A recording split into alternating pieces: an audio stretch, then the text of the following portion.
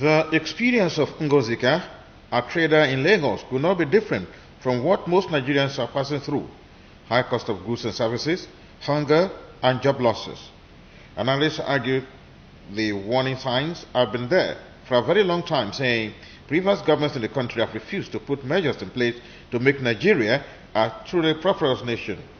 They said that if Nigeria had maximized its other resources in the past, the fall in the price of crude oil would not have affected the economy.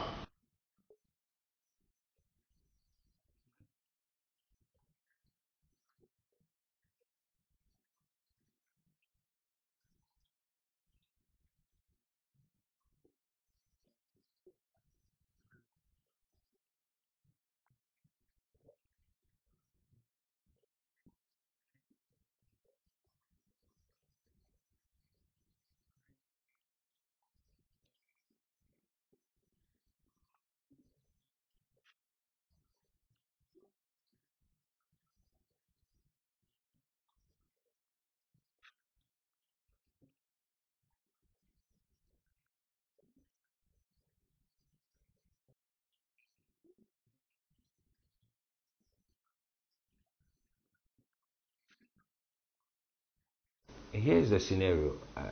The fact that we are technically in a full-blown recession is not a death sentence. However, there is no silver bullet. As in, like, this is one thing you have to do. It can't be one policy. It has to be sequence of policy. And my summary of it has always been that we have exhausted most of the monetary policies available to us with CBN's intervention, some ill-advised, some reactionary, but never any that sets the tone, i.e. there is a grand plan in place to take the Nigerian economy in a different direction. So what you find right now is a situation whereby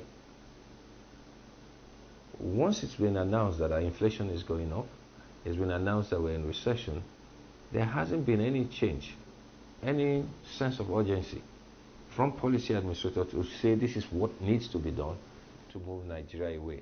Eric Boyo argued that high inflation rate coupled with the scarcity of foreign exchange could spell doom for the economy.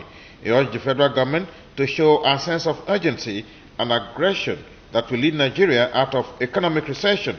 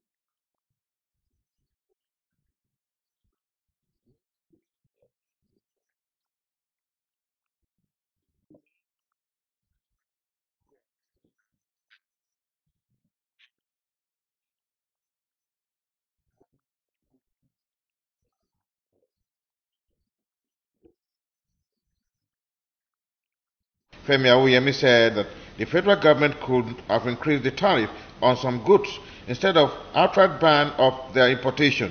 He agreed that government will have to borrow, saying it is very important for government to formulate effective policies that will save Nigeria. So the government will still have to borrow.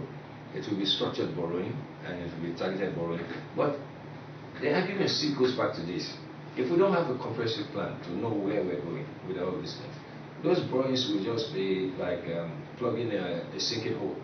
So every time you put it there, it will just go. Even with all the protections in terms of wastages and corruption. Let me assure you, it is not an easy task. It is a very, very daunting one. There are so many moving parts that occur while this is over. But that is why you have the intelligentsia. People who have thought through these things before, who then know what can be done. And we have eminent people who can do that same job for us here. And part of what we do is also to engage in a very constructive way. They expressed a high level of optimism that Nigeria will come out stronger from its current economic challenges.